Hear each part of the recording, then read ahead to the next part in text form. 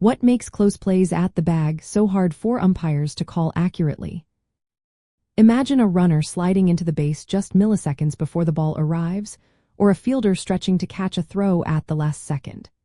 These moments are what make close plays at the bag so tricky for umpires.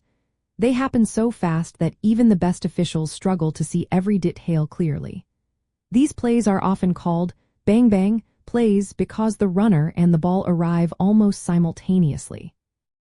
The tiny margin of error, sometimes just a few inches or a fraction of a second, makes it tough to decide if the runner is safe or out. Umpires have to make these calls in real time without slow-motion replays, which adds to the challenge. Positioning is a big part of the difficulty. An umpire needs to be in the right spot to see the play clearly. If they are even slightly off, they might miss whether the runner's foot touched the base or if the ball arrived first. On double plays, this gets even more complicated because the umpire has to track the transfer of the ball from the infielder to the first baseman while also watching the runner. Timing is another issue. Umpires are trained to wait until the play fully unfolds before making a call. Calling too early can lead to mistakes, especially when the play is so close that it's hard to tell who arrived first.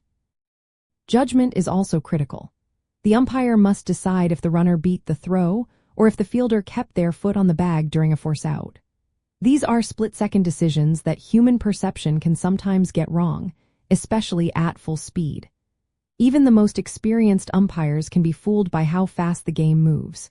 That's why video review has become part of the game at higher levels to help correct these close calls. Communication among umpires is vital too. When multiple umpires are involved, they use signals and verbal cues to coordinate who is covering which base. Miscommunication can cause confusion and missed calls. From a defensive standpoint, close plays at the bag are key to turning double plays and avoiding errors. Teams with quick, sure-handed infielders and smart base runners can turn more double plays, which shows up in defensive statistics. In terms of baseball stats, these close plays influence how we measure a team's or player's defensive efficiency. If an umpire makes a mistake on a close play, it can change the recorded outcome, like whether a runner is credited with a stolen base or caught stealing. Over time, small differences in calls can add up and impact player and team statistics. For example, a second baseman known for quick pivots might benefit from a slightly lenient call, while a slower runner might be called out more often on similar plays. When creating content about these plays, it helps to show real game examples where a close call changed the outcome of an inning or even a game. Using slow-motion clips can demonstrate just how tight these plays are and how even the best umpires can be fooled by the speed of the game. While technology like instant replay helps to correct some errors, most close plays are decided in real time by the umpire's judgment. This human element is part of what makes baseball unpredictable and exciting to analyze statistically.